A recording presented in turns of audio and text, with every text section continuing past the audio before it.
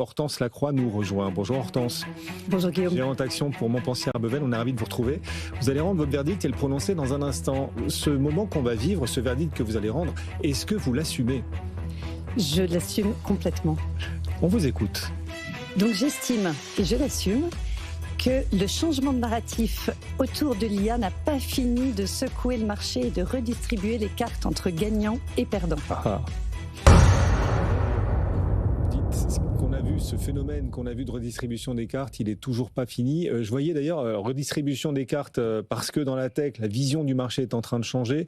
Les gagnants d'hier sont les perdants d'aujourd'hui, les perdants redeviennent des gagnants. Les 7 magnifiques, là, depuis le 1er janvier, je voyais les 7 magnifiques sont toutes négatives. Il n'y en a pas une qui affiche une paire positive désormais. C'est moins magnifique, exactement.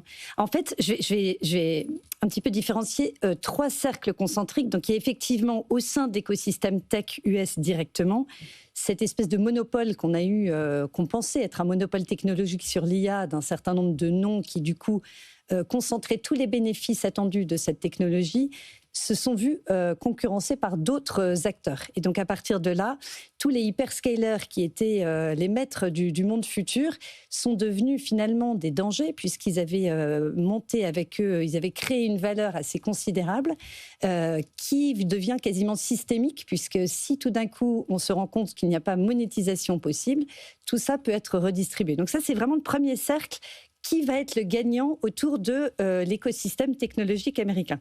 On a un deuxième cercle autour de ça qui sont les secteurs qui vont bénéficier ou qui vont être challengés par l'intelligence artificielle. Alors là aussi, changement de pied complet. On avait avant imaginé par exemple qu'une société de services informatiques allait en bénéficier puisqu'elle avait elle-même des gains de productivité dans sa façon de donner les services et qu'on avait besoin d'elle en plus pour appliquer les nouvelles technologies à ses clients. Pas du tout, nous dit le marché depuis quelques mois, puisque de toute façon, ce sont des services que les applicatifs directement des hyperscalers vont réussir à faire. Donc la semaine dernière, il y a maintenant 10 jours, on a eu effectivement des applications directement dans le domaine du droit, dans le domaine de la finance. Et alors, à mesure que sortent ces éditions, vous avez des secteurs entiers qui se font complètement laminer en bourse. Laminer parce que des startups d'IA, des startups mais lilliputiennes sortent des modèles d'une efficacité absolument dingue qu'on découvre ravageuse et à même de faire trembler des pans entiers de Wall Street. C'est dingue. Exactement, Guillaume. Ouais. Alors, on a une startup qui vous fait 1 minute de création d'un univers virtuel remarquablement joli d'un point de vue graphique. C'est toute l'industrie des jeux vidéo qui s'écroule. Vous avez des possibilités de conseils patrimoniaux directement donnés par l'intelligence artificielle. Finalement, on s'aperçoit que les plateformes financières ne valent plus rien. On a des doutes même sur certaines banques parce qu'il y a des pans entiers d'activités qui pourraient être supprimés. Les assureurs ont tremblé aussi la semaine dernière. Oui. On a même vu en fin de semaine dernière, parce qu'une société de logistique avait dit qu'elle était capable de faire des gains de productivité, gains de productivité se retournent contre vous parce que finalement, vous allez devoir les rendre aux clients, donc il y aura moins de prestations. Oh là là, c'est un truc, qui l'IA, quelle sera la prochaine victime ? Qui l'IA dévorera-t-elle encore ? On a encore aujourd'hui, par exemple, pour illustrer ce que vous dites, ce marché qui est en train de se demander qui l'IA va tuer en quelque sorte. Dassault Systèmes, qui aujourd'hui encore perd 10% en ce moment, ce titre Dassault Systèmes. Et JP Morgan appelle à la prudence, c'est une note d'aujourd'hui de JP Morgan, qui appelle à la prudence concernant les actions susceptibles de se faire cannibaliser par l'IA. Ce sont les termes de JP Morgan. Voilà. C'est extrêmement violent. Et effectivement, la semaine dernière, sous une surface assez tranquille, parce que finalement les indices continuent tranquillement de s'apprécier, on a ces espèces de courants sous-marins de redistribution des cartes extrêmement violents. On doit avoir maintenant un bon tiers de la cote qui est considéré comme perdant de l'IA. Donc le narratif a complètement changé d'une création de valeur massive vers une perte de valeur massive. Oui, c'est-à-dire qu'aujourd'hui, on est en train de se dire qu'il y aura peut-être sur le marché, on ne parle pas des emplois, plus de victimes que de gagnants de l'IA. C'est un peu ce qu'on est en train de nous dire en ce moment. Alors honnêtement, je trouve que le verdict est sévère, puisqu'on est quand même sur une révolution technologique qui va apporter de la productivité. Et même au niveau macroéconomique, et c'est un peu ma troisième sphère, la big picture, comme on dit, autour de ce narratif IA, on avait un marché qui montait tranquillement parce qu'on disait qu'il y aura des tels gains de productivité qu'on va réussir à créer de la croissance non inflationniste durablement. Donc on pouvait avancer comme ça tranquillement. Et c'est vrai que ça va dans le sens des chiffres américains qui ont été publiés la semaine dernière. Et puis patatras, finalement, on nous dit non, puisqu'il y aura une perte massive de valeur, toutes les sociétés qui vont bénéficier des gains de productivité vont devoir les rendre. On a donc finalement une diminution de la taille de l'économie, on a quelque chose d'extrêmement déflationniste qui va appuyer. Alors, le côté positif, c'est que finalement, il y aura moins de pression sur les taux, parce que le problème de l'inflation est balayé, mais quid du marché de l'emploi, et on recrée des inquiétudes. Mais ce que vous êtes en train de nous dire, c'est que l'IA, en imaginant que tout aille au bout de ce que le marché commence à imaginer, que l'IA va permettre de la création de croissance déflationniste, ou en tout cas beaucoup moins inflationniste que par le passé. Donc on aurait la croissance et les baisses de taux. Et l'IA amené à impacter du coup les politiques des banques centrales, directement la politique de la BCE ou encore de la Fed.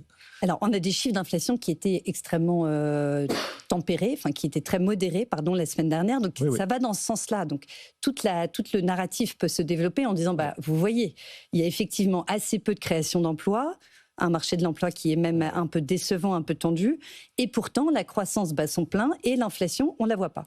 De l'hyperproductivité à venir, c'est une question, c'est très intéressant, et on est en train d'essayer de mesurer jusqu'à quel point l'IA rebattra toutes ces cartes. Antoine. Je pense que le marché est aussi dans une sorte de crise d'adolescence du fait qu'il est aussi au summum de ses indices, que ce soit le CAC 40, que ce soit Wall Street. On se pose beaucoup de questions, mais des révolutions comme ça qui ont créé des gains de productivité, elles n'ont pas pour autant détruit de la valeur sur le long terme.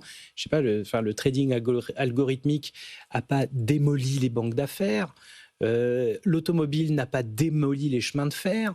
Enfin, il y a peut-être une question à se poser à ce niveau-là. Mais les ETF font du mal. Je ne sais pas s'ils ont démoli, Hortense, mais font du mal aux gérants actifs, par exemple. Non, mais c'est pas parce qu'une banque a sorti pour la première fois un ETF que BNP Paribas a perdu 25% en une seule journée. Mais voilà, on doit être un petit peu en crise d'adolescence là-dessus. Je suis complètement d'accord. Il y a énormément d'excès et c'est vrai que cette saison de résultats est accueillie avec des excès terribles.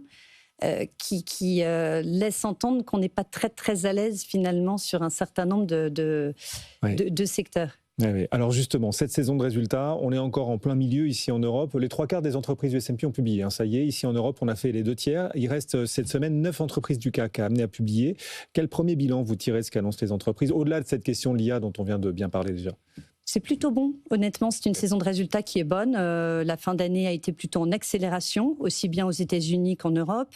On est à ce stade des publications sur une croissance moyenne des bénéfices aux États-Unis de l'ordre de 13%, 8% en Europe. Je rappelle qu'on a quand même énormément d'effets change très adverses, donc c'est tout à fait honorable, 8% de fin d'année. Néanmoins, les réactions boursières sont tout à fait notables. Autant c'est assez fade cette saison de résultats, tout se passe bien. Autant les guidance qui sont donnés par les sociétés, puisqu'on arrive à la fin de l'année 2025, on a besoin qu'on nous guide un petit peu sur comment va se passer 2026. Les sociétés, face à tellement d'incertitudes, sont obligées de redoubler de prudence et nous guident sur des choses assez décevantes. Et ça, le marché sanctionne extrêmement fort. Donc, c'est des plus 20, moins 20. Cette volatilité qui était réservée auparavant au segment des petites moyennes valeurs s'étend à toute la cote désormais. Bon, c'est le nouvel an en Chine. C'est l'année du cheval de feu, n'est-ce pas? On attend un plan quinquennal, on attend différentes dynamiques à venir du côté du marché chinois. Quel est votre sentiment là-dessus? Alors, on espère beaucoup qu'il puisse y avoir un mieux et ce serait corroboré par quelques commentaires de sociétés, notamment si on en croit le secteur du luxe. Alors, c'est pas l'euphorie, on en est encore très loin. C'est vrai mais qu'on a vu des choses dit que timidement, le consommateur chinois a l'air de revenir un petit peu, ce qui serait quand même évidemment critique. On n'a pas résolu tous les problèmes, loin s'en faut. On est toujours en surcapacité du côté des industries. On est toujours avec des stocks d'invendus dans la partie immobilier. Donc, la Chine a évidemment les problèmes qu'on doit régler, les problèmes qu'on sait. Est-ce que ce nouveau plan quinquennal va permettre de donner l'élan qu'on attend tous pour relancer un petit peu ce moteur de l'économie mondiale? On le souhaite. Oui, le luxe qui joue beaucoup, c'est une période importante pour les acteurs du luxe, les vacances des Chinois, cette période du Nouvel An, en plus qui dure là cette année 9 jours, un peu plus que les années précédentes, pour peut-être justement stimuler cette consommation. Le luxe joue beaucoup sur la période qui s'ouvre, cette semaine de jours fériés en Chine. Effectivement, Guillaume, les Chinois, c'est une période de vacances extrêmement importante dans laquelle ils concentrent la saison du shopping et donc c'est effectivement une semaine essentielle pour les acteurs du luxe, ce que les ventes en Chine vont réaliser ou des des voyageurs chinois à l'étranger éventuellement aussi. Hortense Lacroix avec nous pour Montpensier-Arbevel. Merci Hortense de nous avoir accompagnés. L'année du cheval de feu, on en reparlera bien sûr dans la suite de BFM Bourse et on se demandera si les indices chinois sont partis pour une nouvelle année au galop. Là, pour le coup, l'an dernier, les indices ont gagné 25-30%. Vous misez sur un nouveau sursaut, une nouvelle hausse, une prolongation de la hausse cette année ou pas? Alors, on ne va pas s'engager sur un 25%, mais c'est vrai que dans justement une configuration de marché où on cherche un petit peu à se diversifier par rapport à cette concentration tech américaine, les marchés asiatiques sont tout à fait intéressants parce qu'ils sont un peu décorrélés. Ils ont une vertu de refuge. Merci beaucoup Hortense.